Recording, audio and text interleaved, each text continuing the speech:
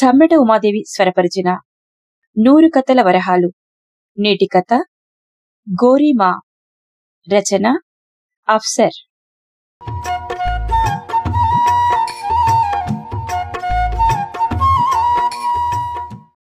ఇంకో అరగంటలో మా ఊళ్ళో ఉండబోతున్నానంటే ఒంటి నిండా ఏవో ప్రకంపనలు. నెమ్మదిగా వెళ్తున్న పాసింజర్ కిటికీలో నుంచి బయటకు చూపు సారిస్తే అప్పుడప్పుడే చురుకెక్కుతున్న ఎండ సూటిగా పైకి చూడనివ్వడం లేదు. దూరంగా చెట్టు నిండా ఎర్రెర్రని పూలతో దిరిసిన చెట్టు, ఆకుపచ్చని నది మధ్య ఎగరేసిన జెండాలా ఉంది. చూపులు ఇంకాస్త కిందికి వెళ్తే పసుపు పచ్చని తంగేడు పూల గుంపులు. నేను నా కృత్రిమమైన నగర జీవనం తలుకుబెలుకులన్నీ వదిలించుకొని కాసేపు ఆ దృశ్యంలో కరిగిపోయాను. చిన్న చిన్న ప్లాట్ఫారాలు దాటుకుంటూ వాటికంటే వేగంగా చెట్లని, చెరువులని, పొలాలని దాటేస్తూ నా చిన్నతనంలోకి నన్ను పరిగెత్తిస్తోంది రైలు. నాన్న చిటికెనవేలు పట్టుకుని ఈ ప్లాట్ఫారం మీద నడిచిన సాయంత్రాలు ఒక రకంగా మధ్యతరగతి సంచార బతుకులు మావి. ఏ ఊళ్ళోనూ 3 ఏళ్లకు మించి గడపలేదు. కాని ఇప్పుడు ఈ ఊరైనా మా ఊరు అని ఎందుకంటున్నానంటే ఇక్కడ మేము కాస్త ఎక్కువ కాలమే గడిపాం. 36 ఏళ్ల బతుకులో ఆ కొద్ది కాలం బతుకు పెద్దదేమీ కాకపోవచ్చు. కాని ఆ కొద్ది కాలమంటే నాకు చాలా ప్రేమ. ఇంట్లో మాత్రమే చదువుకున్న ఖాయిదా ఉర్దూ బడి పుస్తకంతో ఈ ఊళ్ళోకి అడుగుపెట్టాను. ముందు నన్ను 1వ తరగతిలో చేరనివ్వలేదు. వీధి బడిలో వేశారు. పంతులుగారు నన్ను ఒరే అలిఫ్ బే అని పిలిచేవాళ్లు. తర్వాత అదే నా పేరుగా స్థిరపడిపోయింది. అందరూ అదే పేరు, అలిఫ్ బే. ఏం బే అన్నప్పుడల్లా నేను పరుగు పరుగున అమ్మ దగ్గరికి వెళ్లి ఏడ్చేవాణ్ణి, గోల చేసేవాణ్ణి. ఈ అలిఫ్ బే నాకొద్దు, అఆలు చెప్పు అనేవాణ్ణి. నిజానికి అమ్మకు అఆలు రావని నాకు తెలియదు. అప్పుడు నాన్న పలక తీసుకొని నా చేత ముందు అఆలు దిద్దించారు. కాని అమ్మకు నేను ఉర్దూ చదువుకోవాలని కోరిక. పనిగట్టుకుని నా చేత ఖాయిదా చదివించేది. నాకు 5 ఏళ్ల వయసు వచ్చేదాకా నాది ఏ భాషో నాకే తెలియదు. అందరూ 1వ తరగతి వాచకం చదువుతుంటే నాకు నామోషిగా ఉండేది. నాకు 56 అక్షరాలే సరిగ్గా రావాయే. నా దినచర్య పొద్దుటి ఫజర్ నమాజ్తో మొదలయ్యేది. పొద్దున్నే నిద్రలేవడం ఎవరూ చెప్పకుండానే అలవాటైంది నాకు. వజూ చేసి టోపీ పెట్టుకుని అమ్మతో పాటు ఫజర్ నమాజ్కి తయారయ్యేవాణ్ణి. చెప్పొద్దు, నమాజ్ చదవడం అంటే నాకు చాలా ఇష్టం. అది దైవకార్యమనో ఇంకొకటనో నాకు తెలియదు. అమ్మంటే నాకు చాలా ఇష్టం కాబట్టి ఇష్టం, అంతే. అమ్మ చేసే పనులన్నీ చాలా ఇష్టంగా చేస్తాను. అమ్మతో కలిసి కసు ఊడుస్తాను. అమ్మతో కలిసి వంటిల్లు శుభ్రం చేస్తాను. అమ్మతో కలిసి బట్టలు ఉతుకుతాను. ఉతికిన బట్టలన్నీ సాపు చేసి చెక్క బీరువాలో పెడతాను. బడికి వెళ్లడం అనే పని అమ్మకు లేదు కాబట్టి ఆమె పనులన్నీ నాకు మహా ఇష్టం. ఆ పనుల్లో మునిగిపోయి బడిని మర్చిపోతాను. పంతులుగారు రోజూ నా కోసం పిల్లల్ని పంపేంత వరకు అలా మర్చిపోయినట్టు నటించేస్తాను. ఏరా అలిఫ్ బే, నువ్వేమన్నా నవాబువా? నీకోసం రోజూ బట్టలు రావాలా అని పంతులుగారు చింతబరికెతో ఒకటిచ్చుకునేవాడు. అలా చింతబరికె నా వీపు మీద మోగుతున్న సమయాన ఓ రోజున, ఏమయ్యా పంతులు, చిన్నపిల్లాడని కూడా చూడకుండా ఏమిటది అన్న గొంతు వినిపించింది. ఎవరా అని చూస్తే నిజంగా దేవతే దిగొచ్చిందా అన్నట్టుగా ఒక ఆవిడ పంతులుగారి వైపు తీక్షణంగా చూస్తూ మాట్లాడుతోంది. పంతులుగారు ఏమీ తొనక్కుండా, వీడు చిన్నపిల్లాడా అని మరోసారి బెత్తం దిబ్బ ఇచ్చుకున్నాడు. అంతే, ఆమె మెరుపులా దూసుకొచ్చి పంతులుగారి చేతిలో బెత్తం లాక్కొని విరిచేసింది. అలా విరిచేసరికి పంతులుగారు స్థానువైపోయాడు. పిల్లలంతా ఒక్క పెట్టన గోల చేసేశారు. కొత్త బెత్తం ఇప్పట్లో రాదు కదా మరి. పంతులుగారు భద్రంగానే పిలవాలి, వాడెళ్ళి చెట్టెక్కాలి. అప్పటిదాకా బెత్తం దెబ్బలు తప్పినట్టే.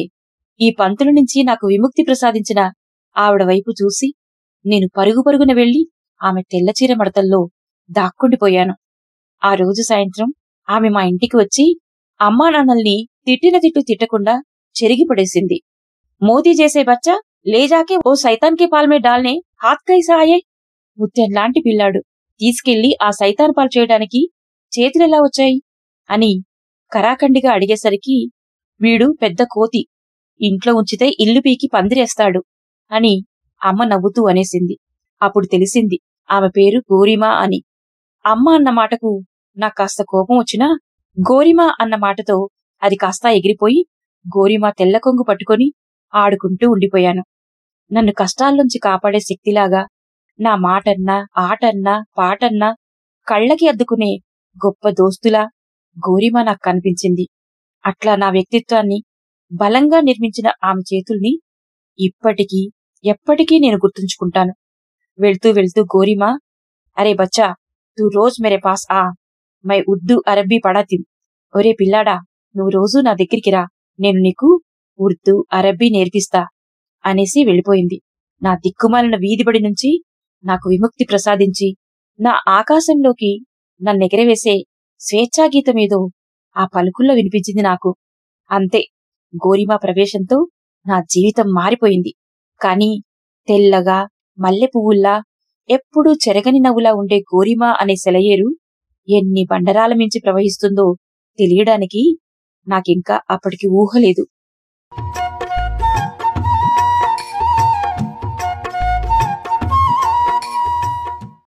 ఏదో ప్లాట్ఫామ్ వచ్చినట్టుంది. అందరూ దిగుతున్నారు. నేను ఆలోచనల్లోంచి దిగలేకపోయాను. బయటికి చూస్తే ఇది నేను దిగాల్సిన మా ఊరు. గబగబా బ్యాగ్ తీసుకొని కిందికి దిగాను. సార్, కాజాతే. దిగబోతుంటే ఎవరో ఎదురొచ్చారు. తలెత్తి చూస్తే ఓ మనిషి. మా ఊళ్ళో రిక్షాలు కూడానా? రిక్షా వద్దులే. రిక్షా కాదు, బండి. ఊళ్ళోకి దూరం నడవాలా అన్నాడు. ఏదో ఆలోచనలోకి వెళ్లబోతున్నట్టు వద్దులే అంటూ ముందుకు నడుచుకుంటూ వచ్చాను. నా పాత ఆనవాళ్లు అక్కడేమైనా దొరుకుతాయా అని వెతుక్కుంటున్నాను. స్టేషన్ పెద్దగా ఏమీ మారలేదు. జనం పెద్దగా లేరు. ఎంత పరీక్షగా చూసినా ఒక్క మొహమూ నాకు తెలియడం లేదు. పోనీ నా వైపు ఎవరైనా పరీక్షగా చూస్తున్నారా అంటే అదీ లేదు. ఈ ఊరు నన్నెప్పుడో మర్చిపోయి ఉంటుంది అనుకుంటూ స్టేషన్ బయటికి వెళ్లే దారిదాకా వచ్చాను. అక్కడ్నించి మళ్ళీ ముందు వెనక చూశాను. వెనక నిశ్శబ్దం. కనీసం రైలు వెళ్ళిపోయిన సందడైనా లేదు. ముందు 2 అడుగులు వేస్తే స్టేషన్ బయటికి దారి. బయటికి అడుగు పెట్టగానే అడుక్కు తినేవాళ్లు 2 3. పోనీ వీళ్ళెవరైనా నన్ను గుర్తుపడతారా అని పరీక్షగా చూశాను. 4 పిచ్చి మొహాల్లా ఉన్నాయి. ఒక ఆవిడ ఒంటి నిండా కప్పుకుని శరీరాన్ని కుప్పలా దగ్గరికి లాక్కొని కూర్చుని ఉంది. అడుక్కు తినడానికి సిగ్గు కాబోలు. అడుక్కు తినేటప్పుడు నా జాతికి బురకా ఉండాలి. మిగిలిన 3లో 2 కుంటివాళ్లు, ఒకడు గుడ్డివాడు. ఏదో పాడుతున్నట్టుగా పాడి చివర్న బాబు ధర్మం అని వాడి సొంత బాని కలిపి కొట్టేస్తున్నాడు. చాలా యాంత్రికంగా నేను ఒంటినిండా ముసుగు కప్పుకున్న స్త్రీ ముందు ఓ రూపాయి పడేసి ముందుకడిగేశాను. 2 అడుగులు ముందుకు వేశానో లేదో వెనక ఓ యుద్ధకాండ చూడాల్సొచ్చింది. మిగిలిన 3 ఆ ముసలావిడ మీద ఎగబడి కొట్టి ఆ రూపాయి లాక్కుంటున్నారు. ఒంటి మీదున్న ముసుగును ఇంకా దగ్గరికి లాక్కుంటూ రూపాయిని కాపాడుకునే ప్రయత్నంలో ముసలమ్మ ఓడిపోతున్నది. నాకు చిరాకేసింది. వెనక్కెళ్లి ఆ 3 కేకలేసి వాళ్ల మొహాల మీద తలా 1/2 రూపాయి వేసి ముందుకు నడిచాను. స్టేషన్ నుంచి ఊళ్ళోకి వెళ్లాలంటే కొంత దూరం నడవాలి. ఆ దూరం నాకు చాలా ఇష్టం. చిన్నప్పుడు నాన్నతో కలిసి ఈ దూరం నడిచేవాణ్ణి. ఆయన మాటలు వింటూ, ఆయనేమీ మాట్లాడకపోతే నేనే ప్రశ్నలు వేసి మాట్లాడిస్తూ నడవటం ఎంత బాగుండేదో. ఆయనతో పాటు ఒక్కోసారి ఉస్మాన్ వచ్చేవాడు. స్టేషన్ కి మా ఊరికి మధ్య ఉండే నిశ్శబ్దాన్ని అతను భరించలేకపోయేవాడు. రోడ్డుకి ఇరుపక్కలా చెట్లు, దుమ్ము ధూళితో వీచే గాలి, అస్సలు జనసంచారం లేకపోవడం, ఎక్కడో కాని ఓ ఇల్లు కనిపించకపోవటం భరించలేక పాటెత్తుకునేవాడు. ఎంత అందంగా పాడేవాడో చెప్పలేను. పాడుతున్నంతసేపు నేను అతని గొంతువైపు, ఊగే పిల్లిగడ్డం వైపు చూస్తూ ఉండేవాణ్ణి.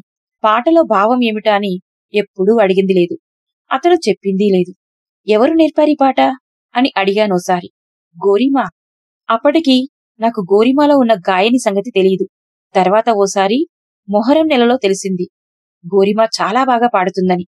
ఆమె పాట సంగతి ఊరంతా తెలుసని. మొహరం నెలలో ఓ రోజు సాయంత్రం అమ్మ చాలా హడావిడి చేస్తుంది ఇంట్లో.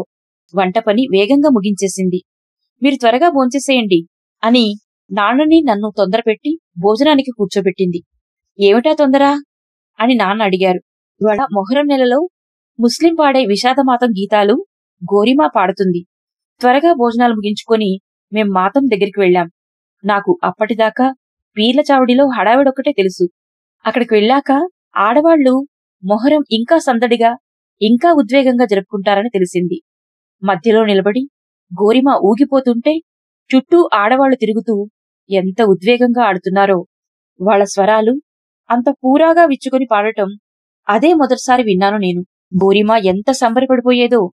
ఆమె పల్లవి ఎత్తుకుంటున్న ప్రతిసారి నేను గంతులేస్తున్నాను. నా గంతులు చూసి గోరిమ ఆడవాళ్ల వ్యూహాన్ని చీల్చుకొని పాట పాడుతూనే బయటికి వచ్చి నన్ను తనతో పాటు తీసుకెళ్లి పక్కన నిలబెట్టుకుంది. ఇక గోరిమ పాడటం, మిగిలిన ఆడవాళ్లతో కలిసి నేను ఆడటం. ఇండ్లల్లో ఏనాడు కనీసం గొంతు విప్పని వాళ్లు, స్వేచ్ఛగా కాళ్లు కదపని వాళ్లు అక్కడ బాగా అలవాటైనట్లుగా గొంతు విప్పి పాడటం, కాళ్లు చేతులు ఎగరేస్తూ ఆడటం నాకు భలే సంబరాన్నిచ్చింది. కాని ఈ సంబరం నాకు ఎంతో కాలం నిలబడలేదు. ఆ మరుసటి ఏడాది మళ్లీ మొహరం వచ్చింది. కాని ఈసారి గోరిమ పాట లేదు. ఖచ్చితంగా ఇంకో 2-3 రోజులకు చావిడి పీర్లు పెడతారనగా ఓ సాయంత్రం గోరిమ ఆవేశంగా అమ్మ దగ్గరికి వచ్చింది. అప్పటికే ఆమె జుట్టు బాగా రేగిపోయి ఉంది. మల్లెపువ్వు లాంటి ఆమె తెల్ల చీర మాసిపోయి ఉంది.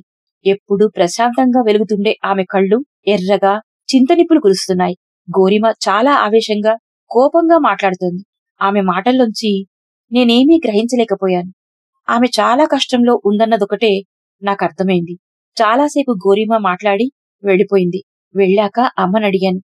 నీకర్థం కాదులేరా అని ఎంతకీ ఏమీ చెప్పలేదు అమ్మ. నాన్న భోజనానికొచ్చినప్పుడు మాత్రం తనే చెప్పడం మొదలుపెట్టింది. కాని నాకేమీ అర్థం కాలేదు. అది గోరిమ ఇంటి గొడవ అని మాత్రం తెలిసింది.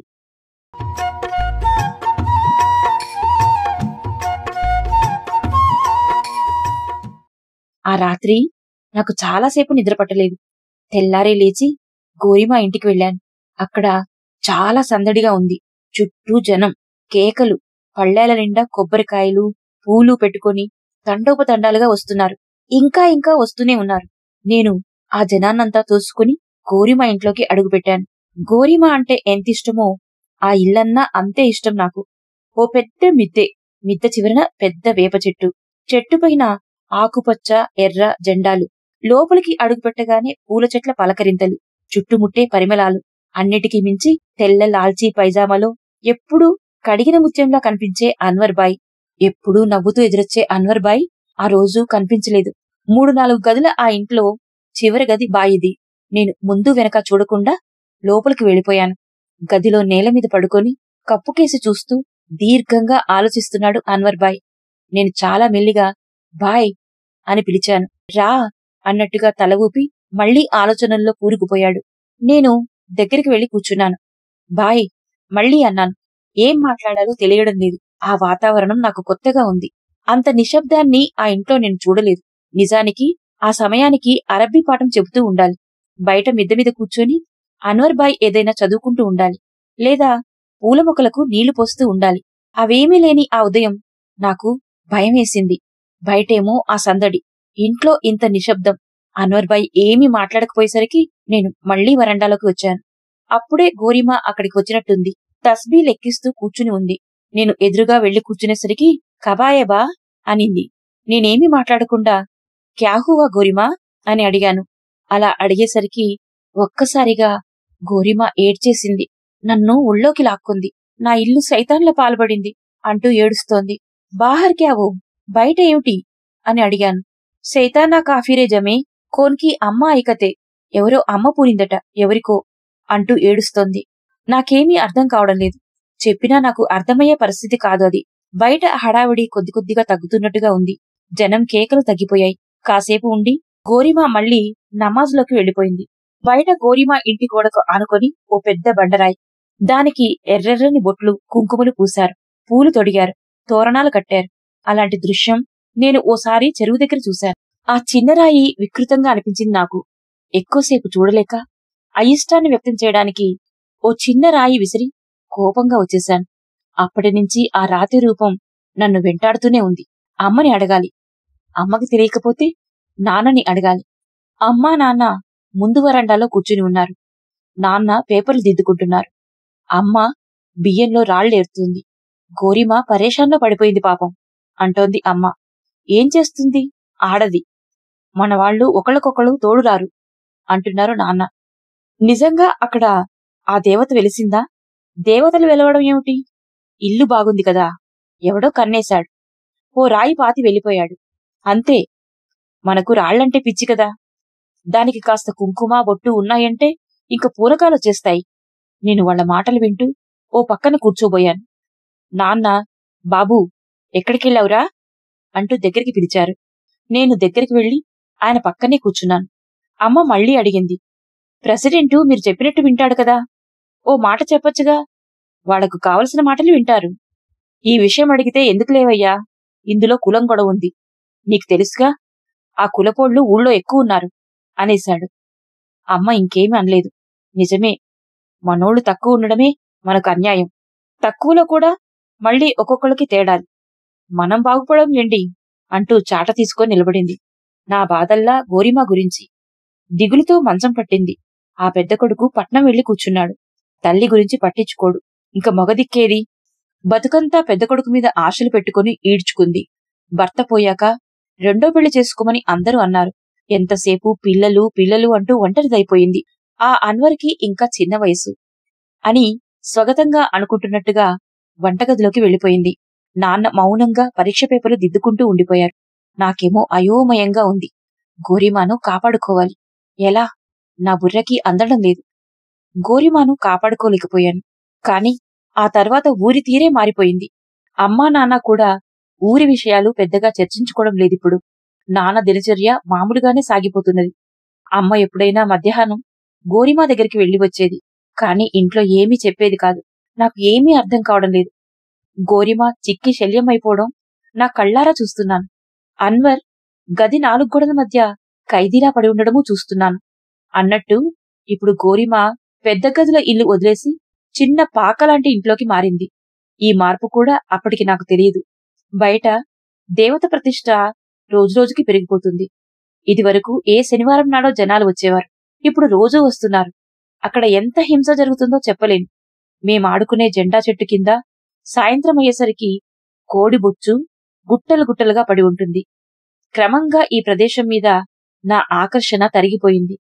గోరిమా కళ్లల్లో ఇదివరకటి ప్రేమకు బదులు ద్వేషం పుట్టుకురావడం నా లేత కళ్లకు తెలుస్తోంది. కాని ఇప్పుడెవరూ ఏమీ చేయలేని స్థితి. సాహెబ్ మామయ్య వస్తాడని, అంతా కుదుట పడుతుందని గోరిమా మొదట్లో అమ్మతో చెప్పేది.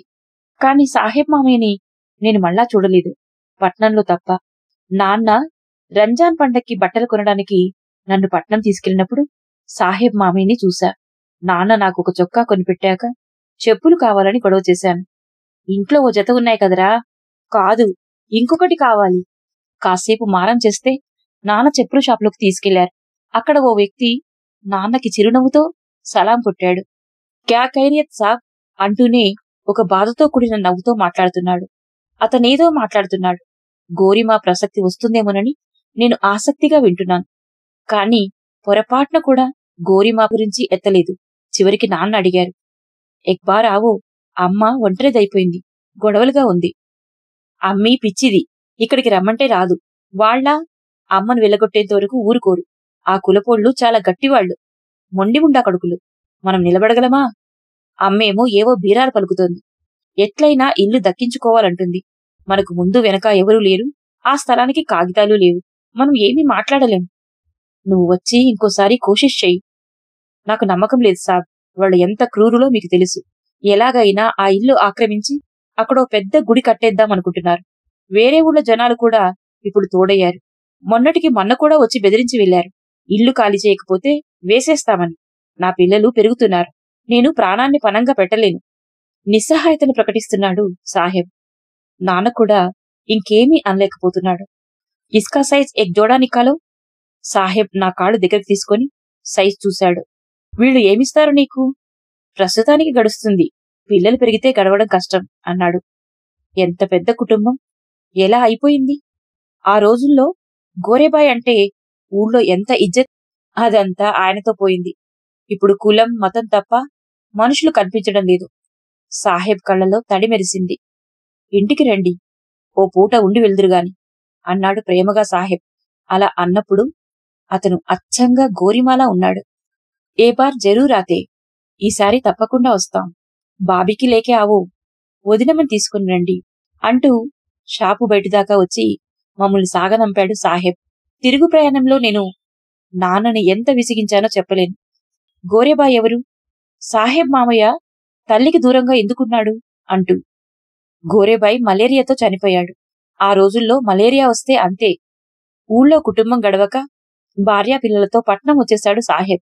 గోరిమ సొంత ఊరు, సొంత ఇల్లు అంటూ అన్వర్తో సహా అక్కడే ఉండిపోయింది అన్నారు ఒక్క మాటలో.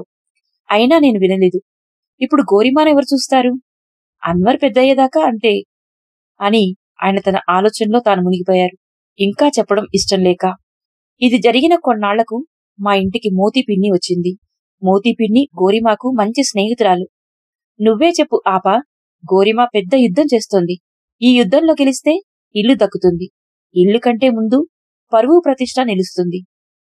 ఏం లాభం? మనిషి శవమైపోతోంది. కుళ్ళపోలతో గొడవెందుకు? పోతే పోని వాడిల్లు అనిపిస్తుంది నాకైతే అంది అమ్మ. ఎలా వదిలిపెడుతుంది చెప్పు?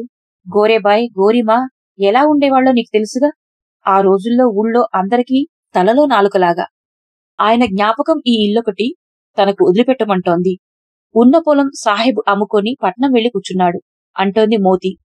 నిజమే, కాని ఇంటితో పాటు గోరిమా కూడా మనకు దక్కేట్లు లేదు అంది నిరాశగా అమ్మ. అల్లా క్యాలికేతో ఓ హోతా ఆపా, కోన్ క్యా కర్తే? అల్లా ఏది రాసిపెట్టాడో అదే జరుగుతుంది. ఎవరేం చేయగలరు అని వెళ్లిపోయింది మోతి. ఆ తర్వాత కాలమెలా గడిచిపోయిందో గడిచిపోయింది. గోరిమా మాత్రం ఊరుకోలేదు. పోరాడుతూనే ఉంది. మెల్లమెల్లగా ఆమె ఇల్లు గుడి కింద మారిపోతోంది. దాన్ని ఆపే శక్తి ఎవరికీ లేకుండా పోయింది. అందరి నిశ్శబ్దాన్ని ప్రశ్నిస్తూ గోరిమా తిరగబడుతూనే ఉంది. అలా చెప్పి చెప్పి పోట్లాడి గోరిమా ఏమైపోతుందా అని కొన్ని రోజులు దిగులు పెట్టుకున్నాను. అమ్మకి చెప్పాను, నాన్నకి చెప్పాను. కాని ఎవరూ గోరిమా గురించి పట్టించుకోలేదు. అన్వర్ బయటికి రావడమే మానేశాడు. క్రమంగా మా మధ్య దూరం పెరిగింది. ఈలోగా చాలా మార్పులు జరిగిపోయాయి. మా కుటుంబం టౌన్కు మారింది. ఊళ్ళో ఉన్న కాసింత చెక్క బాబాయ్కి అప్పచెప్పారు. బాబాయ్ టౌన్కొచ్చినప్పుడల్లా ఊరు సంగతులన్నీ చెప్పేవాడు. అలా గోరిమా గురించి బాబాయ్ చెప్పగా వినడమే.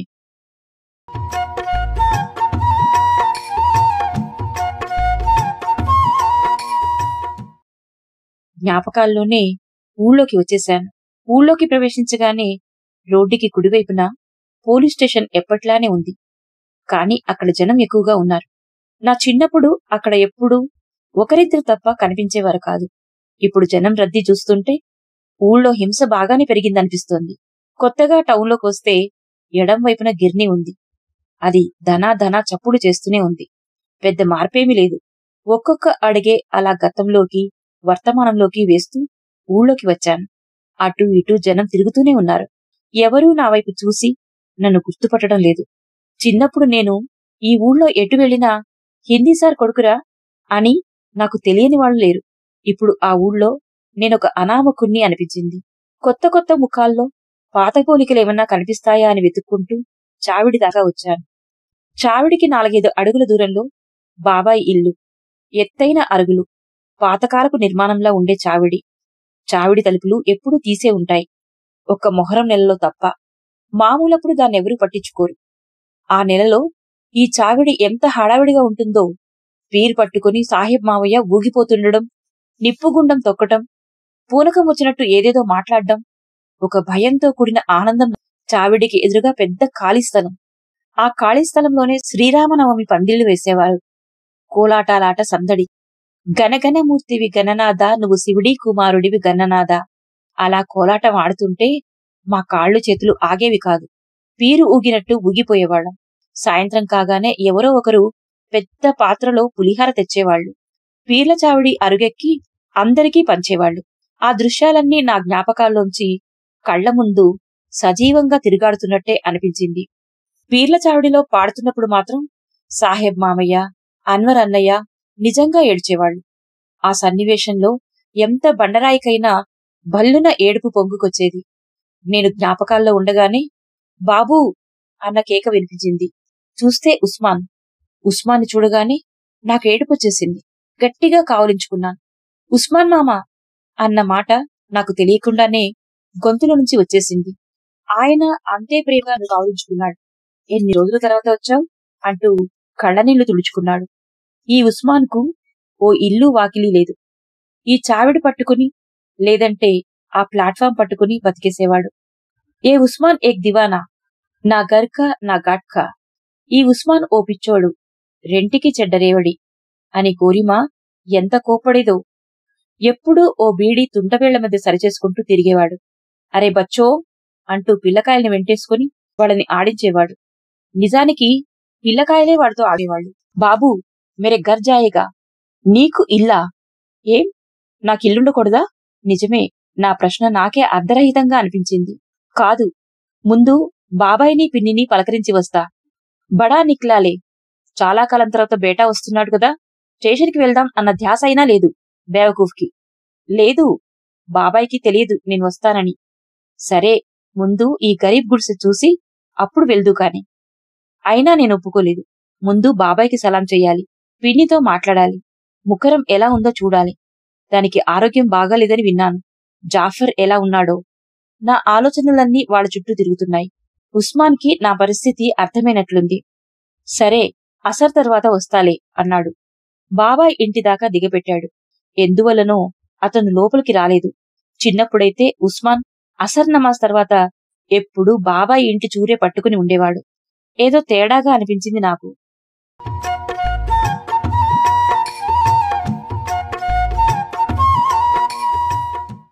నేను వెళ్లేసరికి బాబాయ్ ఇంట్లో లేడు. బయట చిన్న వరండా, దూరంగా పశువుల కొట్టాం. నా అలికిడి విని లోపల్నుంచి ఎవరో వచ్చారు. ముఖరంని చూడగానే నాకు కళ్లలో నీళ్లు తిరిగాయి. ముఖరం జీవోత్సవంలా ఉంది.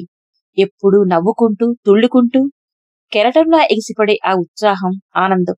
ఇప్పుడు అసలు అలాంటివి ఆ అమ్మాయికి జీవితంలో ఎప్పుడన్నా తెలుసా అన్నట్టుంది. అమ్మీ, బాబుబాయ్ అంటూ పరుగు పరుగున లోపలికి వెళ్ళింది. లోపల్నుంచి పిన్ని వచ్చింది. ఎన్ని రోజుల తర్వాత వచ్చావు బాబు? ఇక్కడ ఊళ్ళో మేం బతికే ఉన్నామా? ఎన్ని బాధలు పడుతున్నామో మీ అమ్మకి గుర్తుండదు, మీకు గుర్తుండదు. పిన్ని కొంచెం వెటకారంగానే అన్నట్టుంది. దగ్గరకు వెళ్తున్న వాడినల్లా ఆ మాటలకు ఎక్కడవాణ్ణి అక్కడే ఉండిపోయాను. ఈమె ఏమీ మారలేదు అనిపించింది. ఆ లోపన ముఖరం లోపలికి వెళ్లి నాకు ఓ గ్లాసుడు మంచినీళ్లు తెచ్చింది. తాగబోతుండగానే పిన్ని, మా కష్టాలు మీరెప్పుడైనా తలుచుకుంటారా బాబూ అని మొదలుపెట్టింది. తాగబోతున్న గ్లాస్ పక్కన పెట్టి ముఖరం వైపు చూశాను నేను. ఆమె అంతేలే అన్నట్టు నా వైపు కాస్త ప్రేమగా చూసింది ముఖరం. వచ్చి రాగానే ఎందుకు బాబుబాయ్, స్నానానికి నీళ్లు పెడతాను, మంచి ఎండలో వచ్చావు, అలసిపోయి ఉంటావు అంది.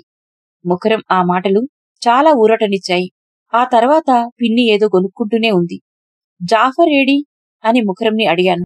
కామ్నై దామ్నై కాజాతా అంటూ మళ్లీ కల్పించుకుంది పిన్ని. ఆమె మాట తీరులోని తేడాను నేను అర్థం చేసుకోగలను. మా సంబంధాలు ఇదివరకటంత స్వచ్ఛంగా లేవని నాకు తెలుసు. అమ్మ ఎప్పుడూ పిన్నిని తిడుతూనే ఉంటుంది. పెళ్లి పేరంటాల్లో కూడా మమ్మల్ని రాకుండా చేసింది అని తిట్టేది అమ్మ. పిన్ని గుర్తొస్తే అమ్మకి ఎక్కడ లేని ఆవేశం. నాన్న కోపడ్డంతో తమ్ముడి మీద ఈగ కూడా వాలకూడదు అనేసి తన పనిలో తాను వెళ్లిపోయేది. నాన్నకి మొదట్నుంచి బాబాయ్ అంటే సానుభూతి. వాడా చదువుకోలేదు, మనకు చిన్నదో చితకదో గవర్నమెంట్ ఉద్యోగం ఉంది అనేవాడు. వచ్చేటప్పుడు ఏవో గింజలు కూరగాయలు తెచ్చేవాడు.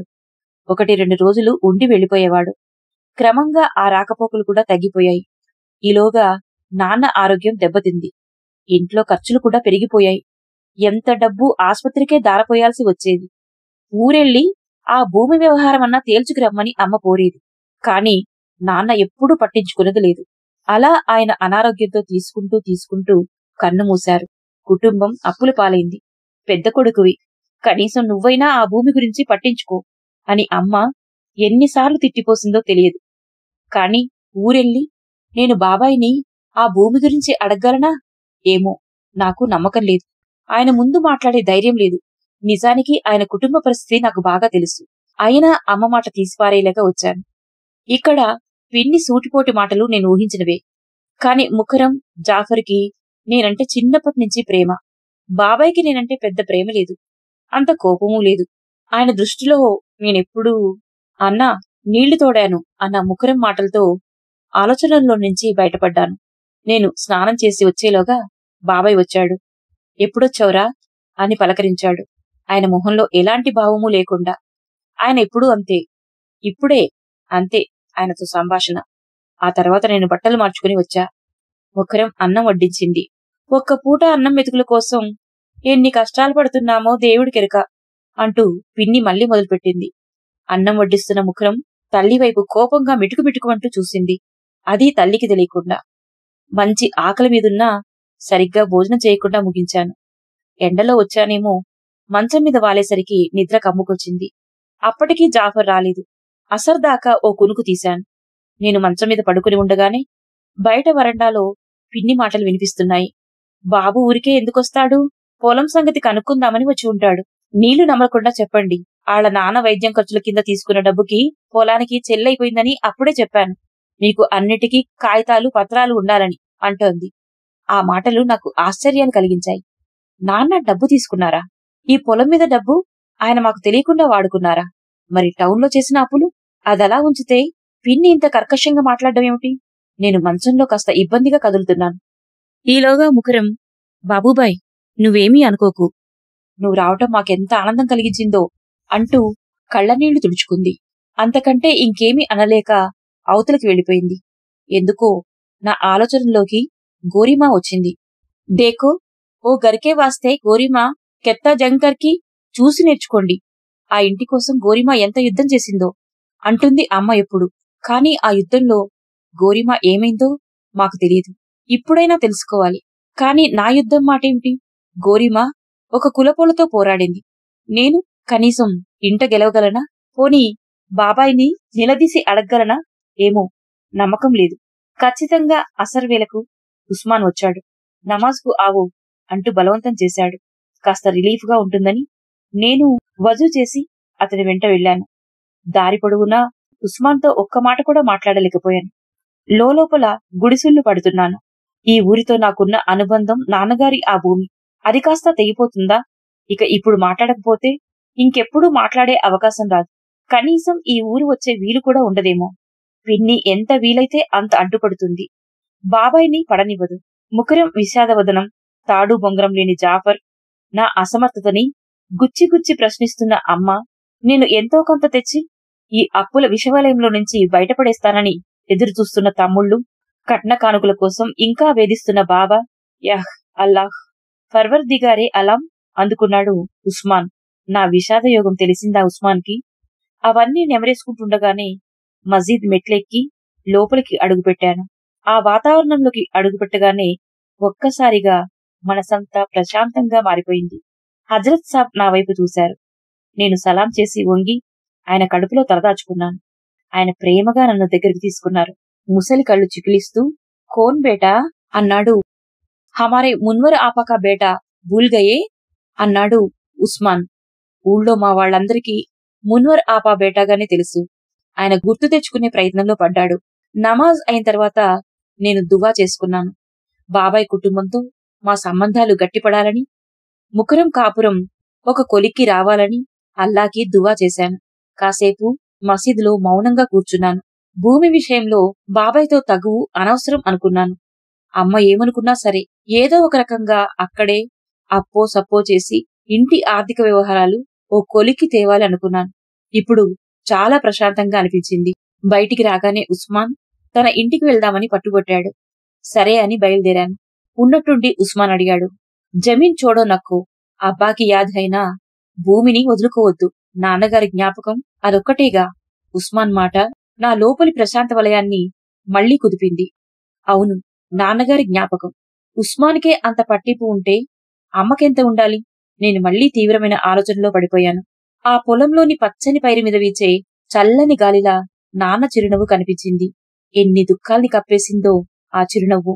నేను లోపల గుక్కపట్టి ఏడుస్తున్నానేమో. బయటికి ఒక్క మాట అనలేకపోతున్నాను.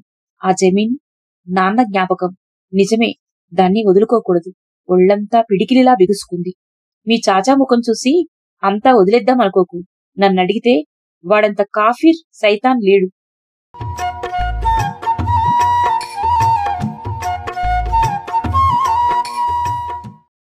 గోరీమా కనపడలేదే అన్నాను నేను. అప్పుడు ఉస్మాన్ చెప్పిన విషయాలు విని కళ్ళనీళ్ల పర్యంతమయ్యాను. ఆలోచనల్లో మునిగిపోయాను. ఉస్మాన్ మళ్లీ రైలు వేళకు వస్తానని వెళ్ళిపోయాడు. ఉస్మాన్ వచ్చేసరికి నేను బ్యాగ్ సర్దుకొని రెడీగా ఉన్నాను. అందరికీ ఖుదా హాఫీజ్ చెప్పి బయలుదేరాను. ఉస్మాన్ తనే ప్రస్తావించాడు, జమీన్ విషయం ఏం తేల్చారు అని. నేనేమీ మాట్లాడలేదు. ఇంతలోనే స్టేషన్కి చేరుకున్నాం. అక్కడ దృశ్యం మామూలే. ఆ ముసలావిడ బురకాతో మళ్లీ ఎదురైంది. ఉస్మాన్ చూడగానే ఆమె పలకరించింది. గోరిమా! ఆ మాట పైకే అనేశాను. గోరిమా నా కళ్ళల్లోకి చూసింది. అక్బర్! ఆమెకు లేచి నిలబడే ఓపిక లేదు. నేల మీదే కూర్చొని నన్ను ఆపాదమస్తకం ప్రేమగా నిమిరింది. నా చేతులు అందించాను. ఆమె నా చేతుల్ని దగ్గరకు తీసుకుంది. ఆమె కళ్ళల్లో నీళ్లు తిరిగాయి. చివరికి ఇలా మిగిలిపోయాను. ఇప్పుడింక ఏమీ లేదు బాబు. నిండా మునిగిపోయాను. ఏమైంది? ఎందుకిలా? ఆమె ఏమీ మాట్లాడలేకపోతుంది. ఉస్మాన్ తానే కల్పించుకుని చెప్పడం మొదలుపెట్టాడు. అంతా విన్న తర్వాత గోరిమా నా ముందు ఆకాశమంత ఎత్తులో కనిపించింది. ఆమె పాదాలకు నమస్కరించాలనిపించింది. నా కళ్ళల్లో నీళ్లు నింపుకున్నాను. ఆమె తెగింపు, సొంత నేల కోసం ఆమె పోరాటం, ఆమె ముందు మరీ మరుగుజ్జులా కనిపించాను నాకు నేను. ఈలోగా ప్లాట్ఫామ్ మీద రైలు కేక నా ఆలోచనల్ని తెంపేసింది. ఉస్మాన్ ముందుకు పరిగెత్తి సీటు ఆపాడు. నేను గోరిమా వైపే చూస్తూ సీట్లో కూలబడ్డాను. గోరిమా, ఈ దేశం రాయలేని చరిత్రవి నువ్వు. నువ్వొక తిరుగుబాటువి. నా తరానికి అంతుపట్టని భూపోరాటానివి. సొంత నేల కోసం సంఘాన్నంతా ఎదురొడ్డి నిలిచావు. ఓడినా సరే నువ్వే గెలిచావు. నీ నేల మీద నువ్వున్నావు. ఈ నేలకి దూరంగా పిరికిగా పారిపోతున్నాను నేను. కిటికీలో నుంచి చూస్తే మబ్బుల గుంపులు పరుగులు తీస్తున్నాయి. గోరిమా హృదయంలో పరిగెత్తుతున్న యుద్ధాశ్వాసాల్లా.